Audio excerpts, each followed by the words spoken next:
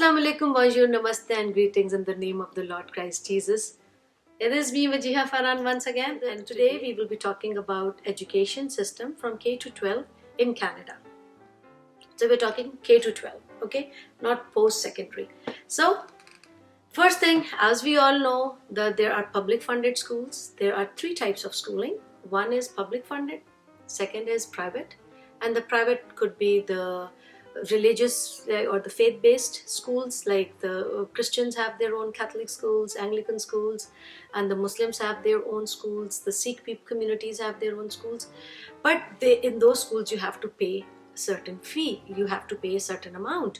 So, but in public funded schools, there is no religion, there is no education of any religion, just the Canada, just the humanity, just the curriculum, and but those schools are totally free. One more type of schooling is, I want to tell you, in Canada is, and which is legal. You can do that if you want. It is called homeschooling.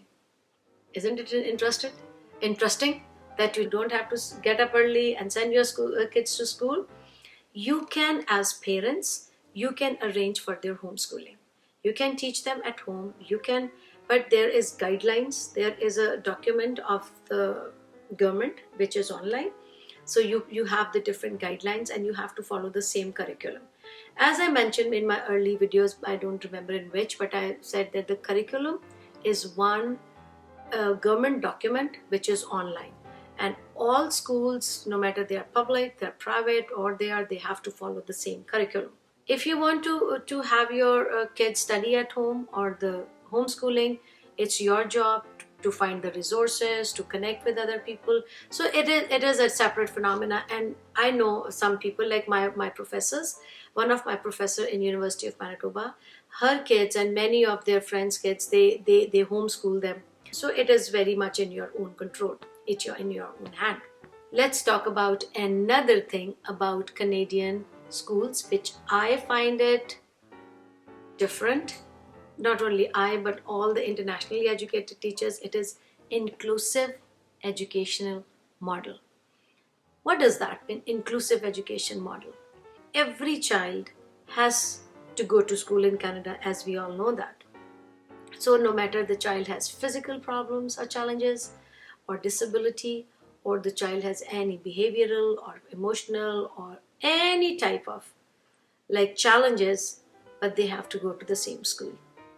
Like in one class, we have students who have very limited English, but they come in the same school. We have the kid who has some physical disabilities, maybe cannot walk, maybe cannot talk, maybe cannot see properly. So what happens? But they all sit in one class. So, like, yes, it is challenging for teachers at times to manage and develop the programs and develop and plan for all of them. And then definitely we cannot fix one outcome for all of them.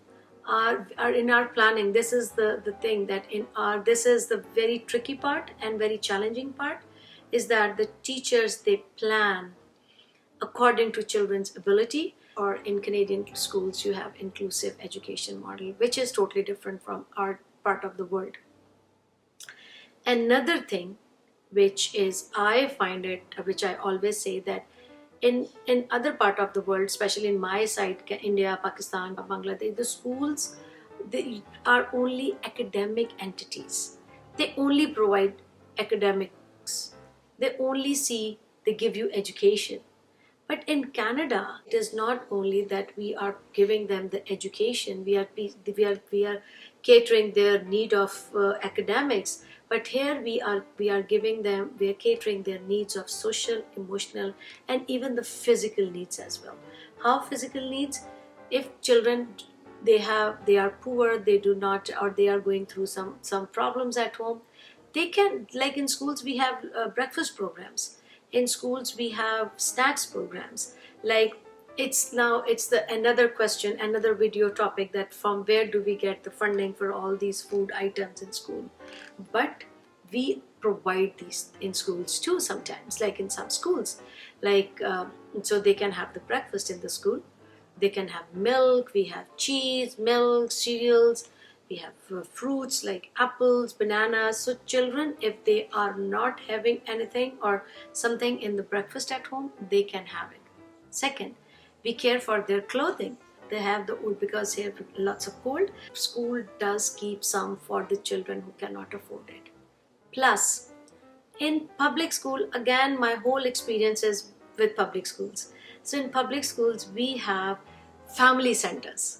So the newcomers and the first time moms, they just can come in the school. Like they just allot one room for this, and the kids and the smaller children, they come with their parents, the mothers or the dads or whoever can bring them in that time. They just play there for some hours, and they meet other new parents. They meet other people. And for some people who do not have many, because in Canada we have immigrants and we are all type of ethnic backgrounds, so people are coming here all the time. So what happens if there's somebody new in the country, new in the city, new in this neighborhood, they do not know anyone.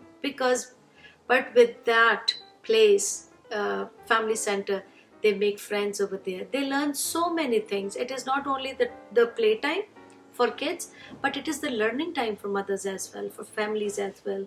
They teach them how to upbring the kids, and they give them all the advices, suggestions, and they support them with the medical problems and all these other things. So yes, this is the social piece. And the emotional piece is that here in schools we believe, like, you get a job if you are passionate, if you want to stand out, if you want to make some difference in children's life. Getting teaching job in Canada is most difficult thing because it is very saturated profession, and there is no age of retirement. But there are perks to retire at a certain age, but no age. So sometimes people they retire and they come back as a substitute. So yes, if you are passionate to make a difference in children's life, then you will be able to be a better fit into the system.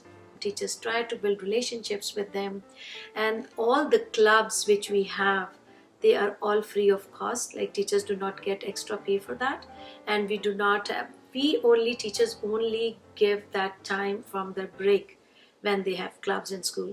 I was in Seven Oaks, so I used to have two clubs too. I used to organize two clubs. So what you do, you just give your one break, like in 1 week. So you give your break, you give half an hour or an hour in 1 week's time. So the kids learn few things about it. So there could be knitting club, there could be dance club. I had henna club or henna, but like people pronounce it henna here. So I had henna club, and I used to teach kids how to put henna. So yes, you have to be a little more passionate about the children.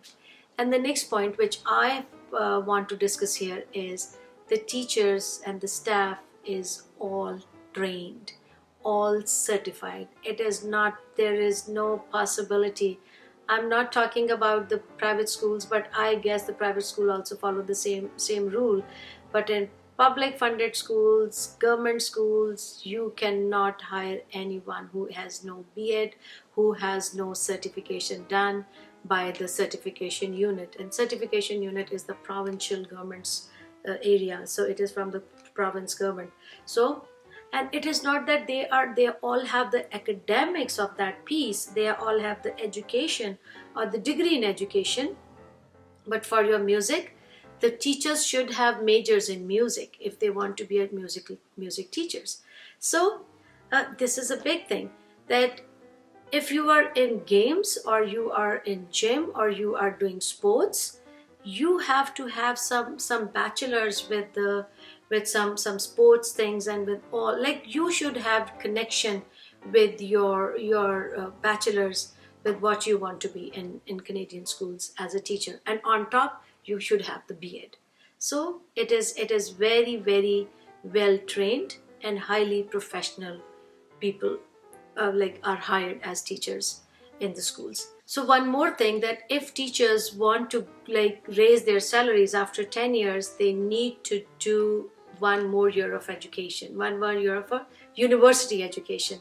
So after BEd, there is one more, between BEd and MEd, there is one layer between, which is I do not know why it is called diploma, but it is 10 courses program, which is called post baccalaureate in education, post bac.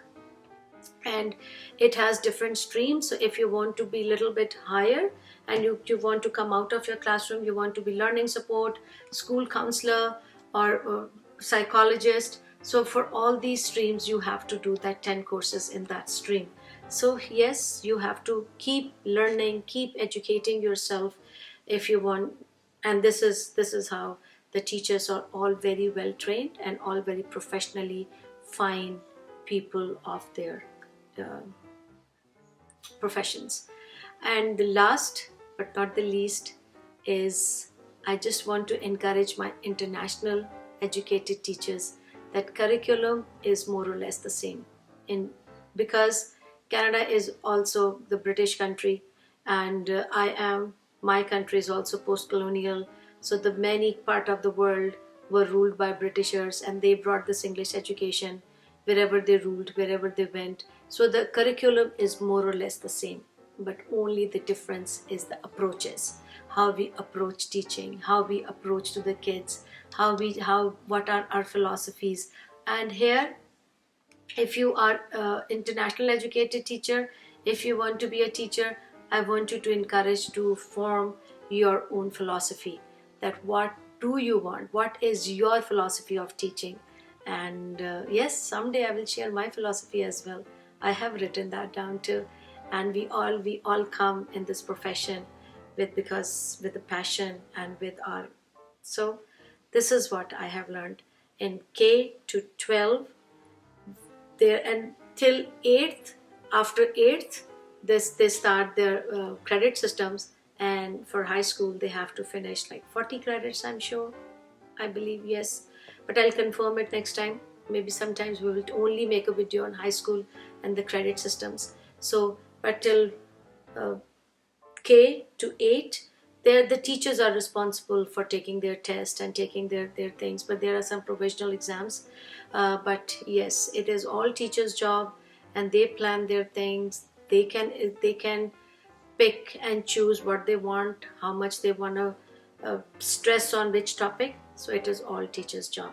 Yes, it is interesting teaching in Canada, but it is quite challenging as well. Because teachers face challenges all around the globe, I 100% believe. But yes, we have the different challenges because we have children of diverse backgrounds, diverse ethnic groups, diverse social and emotional abilities, and diverse intellectual levels. So it is interesting, but sometimes it becomes overwhelming. But this is all what I find Canadian schools, and I shared with you from K to 12. But definitely sooner I will make a video on the credit systems in high school. So thank you for liking and watching and sharing. Thank you so much. Bye bye.